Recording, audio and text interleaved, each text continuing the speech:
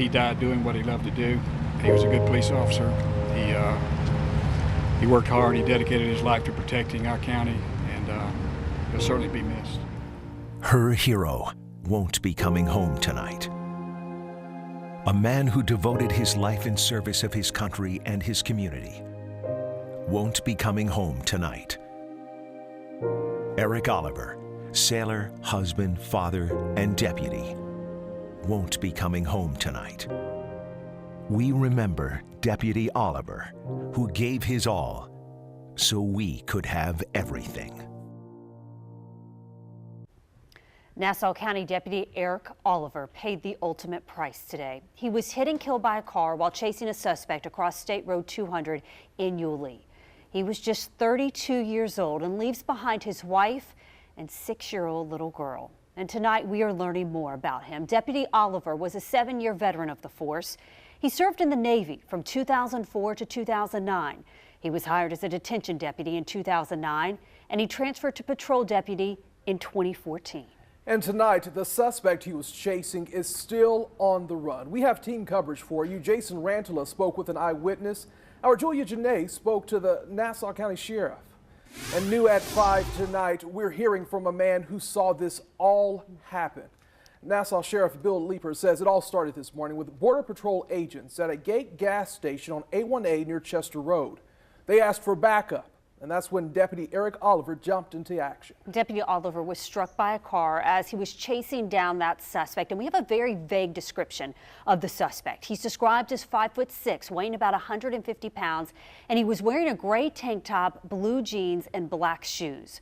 First Coast News' Jason Rantala picks up the story from here with what the witness had to say. Jason? Chuck Dobson tells me he was near the gate along State Road 200 waiting for a friend when he saw one of the men make a run for it. The deputies followed chase. Little did Dobson know he would recognize the victim. Officials tell us the 5 men were being interviewed by U.S. Border Patrol agents. When one of those men took off, 2 Nassau County deputies who were there to help out assisted with the foot chase. Dobson says he just wanted to help, so he took off across busy State Road 200 after the man. Dobson says he hit a log and tripped. That's when he says he saw the man go across the creek and out of sight. After Dobson stopped chase, he walked back to the highway. He says he recognized the victim as Deputy Eric Oliver, a man he knew through his nephew, a former police officer. Now Dobson is hoping whoever they were chasing is taken into custody. I jumped out and took off this way to try to intervene. We ran across the highway and he ran across the highway, and then we ended up over there in the woods. To see somebody like that after they got hit by cars. Interviewing at least three of them were here illegally. Now we're going to send it over to Julia Janae, who's live at the deputy's memorial. Right, Jason, I'm here in front of the sheriff's office, and you can see here there has been a car that is set up. It's the patrol car of Deputy Eric Oliver. It's got flowers and his photo on top, and they're encouraging people to pay their respects here.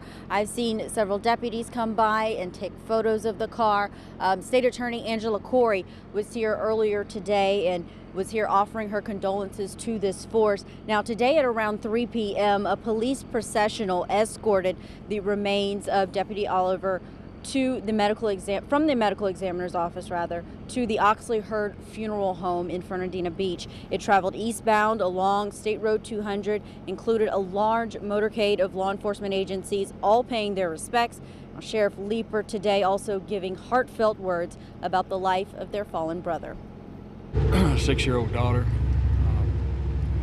We informed them of what happened, and it's very tragic, very sad, but we told them that he died doing what he loved to do. He was a good police officer. He worked hard. He dedicated his life to protecting our county, and he'll certainly be missed. Now, meanwhile, there are still deputies that are out in a multi-agency search for that suspect that's at the center of this tragic event. The sheriff let me know that they are continuing to question the men that were in the vehicle with that man that fled the scene. He's described as a Hispanic male wearing blue jeans and a blue shirt with a white shirt underneath, and they are still continuing to look for a location on that person. Reporting in Nassau County, Julia Janae, First Coast News. Julia, thank you. And there has just been a tremendous outpouring of support for Deputy Oliver on social media. The community saying it's a sad day for law enforcement, really a sad day for the entire First Coast. You can share your condolences. Let his family know that you're thinking about them, praying for them, using the hashtag #DeputyKilled.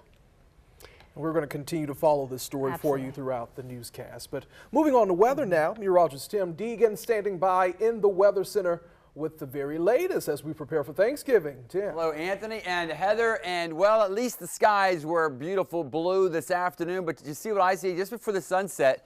Notice this is a visible satellite picture. So as the sun is setting, soon to set, we lose the light shining on the clouds. But a bank of clouds offshore. We talked about this yesterday. These clouds will come ashore overnight tonight. That means a couple things. First of all, it will be a much milder night. I'm going to show you what's going to happen in the coldest. So this is the coldest of locations, whereas this morning the coldest of locations dropped in the 30s. Tonight, barely into the 40s. In fact, some areas out around the beaches won't even drop below 60 degrees. But the clouds will gradually increase, and I think those clouds could produce a few sprinkles tomorrow. Not talking about a washout, and this really just supports the forecast, but moisture will be on the increase tomorrow with a few sprinkles. A much more significant system affecting the nation from the Arklatex on up to Minneapolis, St. Paul. We'll see if this system will impact us at all on Thanksgiving.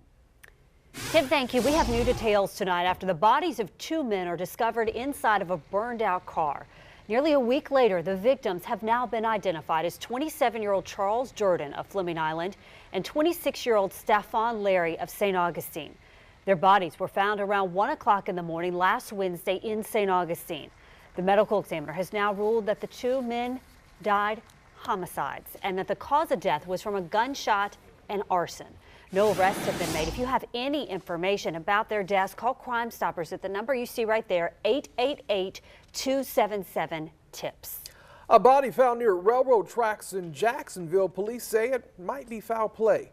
CSX employees found a body near the tracks this morning. The scene played out just off Carmen Street over on the north side. JSO was called out to investigate this morning. They do not believe the person was hit by a train. And a 10-year-old girl and her mom killed in a car crash on the New River Bridge at the Union-Bradford County line in Lake Butler today.